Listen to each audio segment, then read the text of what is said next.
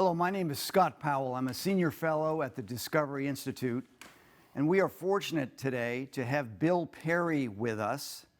And we're going to do three segments on China, understanding China. Our first segment will challenge us to grasp the political and cultural changes that have gone on in China for the last 30 years.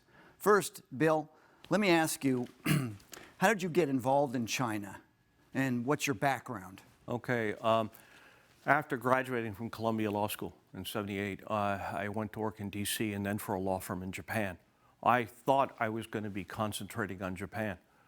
And in October 1980, I joined the International Trade Commission, and then later the Commerce Department in anti-dumping investigations. And I worked there and then worked for a law firm in D.C., Skadden Arps, under a person you may have heard of, Robert Lighthizer, who's presently, or was, the United States Trade Representative under Trump. But I left Skadden and thinking I was going to do Japanese work. And if you remember, that was in the early '90s, and Japan had its lost decade. And so what happened then, a young Chinese woman came to me as a lawyer, and together we put together a practice involving China. Mm-hmm. And I was one of the first guys into China in the early '90s doing trade law. And I began to win a lot of cases. And as a result, I've been doing work with many U.S. importers who import products from China and Chinese companies since the early '90s. So let me ask you, how has China changed since you began working and traveling to China, which was in the '90s? Mm-hmm. Tell us just a little bit about the big changes you've seen. The big change is the political change. And when Deng Xiaoping came to power after the Cultural Revolution, he tried to make a huge movement to have an opening up of China. And he looked upon the United States as what I call a frenemy. And what I mean by that, friendly, but also an adversary. But on the other hand, he opened up China. He believed strongly in opening up to have a market economy country to start the economy going. This continued, his opening up under Deng Xiaoping, under Jiang Zemin, then Hu Jintao. But under the new president, Xi Jinping, and who's presently in power, there's a huge change in China, as really Xi has decided to take the country back to Mao, Stalin, and Hitler. So we're talking about now a totalitarian dictatorship with the CCP in charge. Tell our audience, when did Xi Jinping come into power? Wasn't it 2013? So yeah, well, in the early 2010, and it was basically, he was a compromise candidate among the different factions. He didn't have his own faction in the Communist Party, but they compromised on him. But immediately he took over and really to consolidate his power. He used anti-corruption drives to drive people out that were not in his way. And in the beginning, it didn't look too bad. Then about 2013, that's when changes really began to happen. And you really began to see whole arguments in the press that it was time for the private industries to give way to the state-run industries. He was changing the economy dramatically and also becoming much, much more aggressive militarily in other areas. Now, we've been living in the last year with COVID-19, mm-hmm. and that originated in China. Mm-hmm. You know, tell us about what you see about the changes in the travel policies in Japan and how that might tell us more about China's intentions. I think your travel policies in China is what you're talking about. Yes. The key thing is that and a lot of people aren't watching this on COVID. They're all caught up into whether it came out of the laboratory in Wuhan, et cetera. And I think that isn't truly a red herring.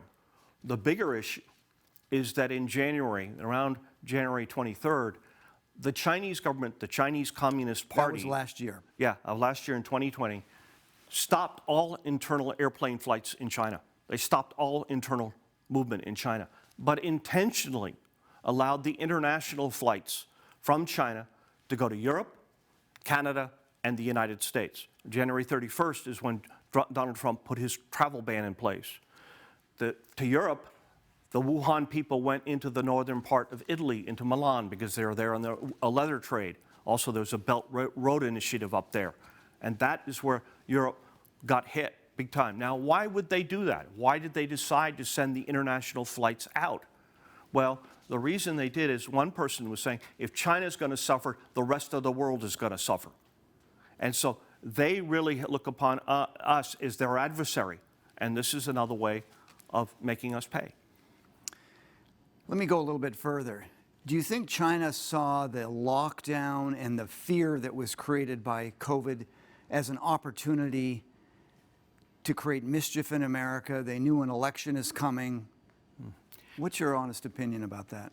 Could be. I mean, there was, and the question is, the international flights issue is verifiable. Yes. I mean, that's, you can just check the airplanes. Did they stop in China and go elsewhere?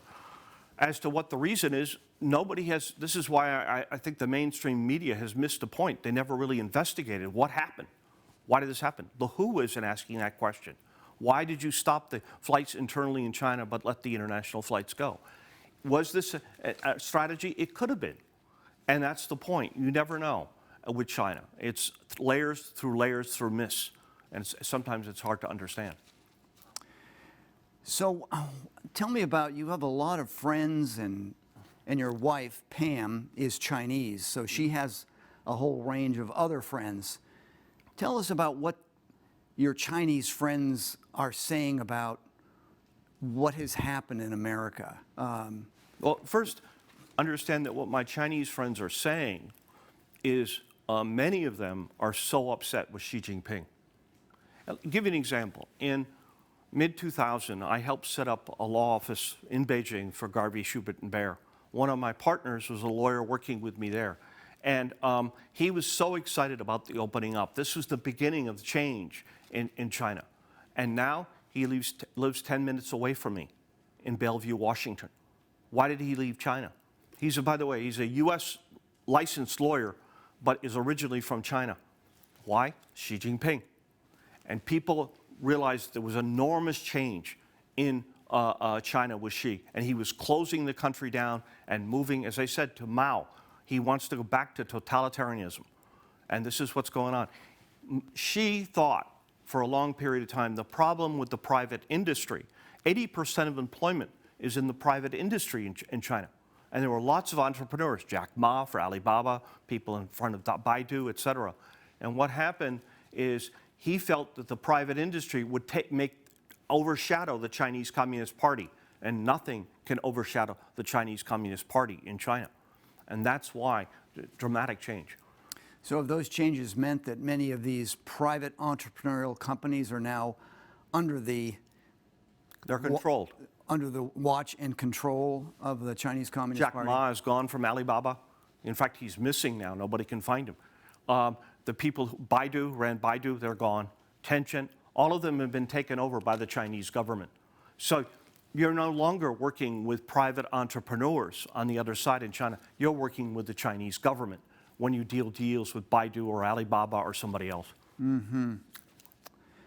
So tell us a little bit more about what you think Xi Jinping's policies are going to be. Obviously, under Trump, they were perhaps more defensive. Now, do they see the change in our administration as an opportunity? Oh, they definitely do see this. But I think what we have to go back, I wanted to start out first with a couple points. We start with Mike Pompeo, who said, the Secretary of State under Trump, who said, we did not realize how much they hate us. And he made that point about the Chinese Communist Party. Remember, realize. In other words, we didn't realize this was going on until just recently. And hate us, they now know that they look upon us as an enemy. And the second point to be made, which is made by Mao Zedong, who was the Chinese advisor to Mike Pompeo. He said, we're not quarreling with the Chinese people. My wife is Chinese. I love China. I love everything about it, the culture, the language, the food. But we're talking about the Chinese Communist Party. And that's the whole thing to understand. This is the Chinese Communist Party we're talking about. And what Xi did was to consolidate his power. He wants to go back to the time of Mao. He wants the Chinese Communist Party to control everything. Xi is a dedicated Marxist. And what Marxists want to do is to consolidate power in the central government. And that's exactly what he's doing. So under Deng Xiaoping, there was decentralization. Many companies were sent out to the different provinces in China. Now all that has come back to Beijing. They control it all. And that's the difference. And now, of course, it's also affecting the United States and what we're in our relationship with China. And China is becoming much, much more aggressive militarily. Now, we'll talk about it in another segment, but as an introduction or just to close our conversation, China began to move up when it liberalized its economy under Deng Xiaoping. Mm-hmm. And that happened through the 90s into the early 2000s. How, if that process is brought to somewhat of a halt or slowed down, mm-hmm. China has big problems. They have a lot of debt. Mm-hmm. So we know that the Soviet economy collapsed mm-hmm. because of it was not a rational economy. It didn't allocate resources well. Mm-hmm. What would you say about the possibilities that can happen in China? Do they? I think we have to understand, China has gotten too big. Mm-hmm. I mean, I remember showing pictures of skyscrapers in Shanghai to my mother in her 90s, and she's saying, that's China? That is China. If you look at Shanghai and Beijing, enormous cities, enormous skyscrapers, a lot of money. They've got a lot of money, and they now are controlled by the Chinese Communist Party. That's a big difference, huge difference in the economy. Now, as a result of Xi Jinping's policies and COVID, et cetera, the economy is hurting in China. But the thing that many of us are more worried about is in desperate times, people do desperate things. Will Xi Jinping attack Taiwan, for instance? Because the economy is not doing that well right now in China. But it has done very, very well up until just recently, and they've got a lot of money and a lot of money to throw around. And that makes a whole big difference. Well, we'll talk about that in subsequent segments. And I want to thank you, Bill, for being here and for sharing some of your wisdom from your experience in China. Thank you. Thank you very much.